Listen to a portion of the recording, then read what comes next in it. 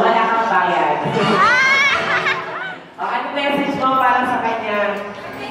Meron daw po siyang dalawang message. First, message.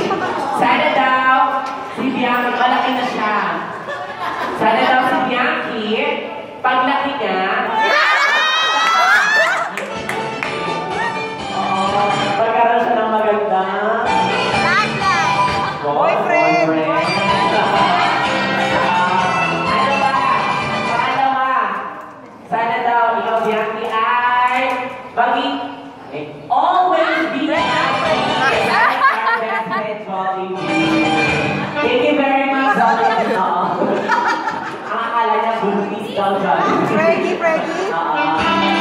And of course, Bianchi, any message na lang, please?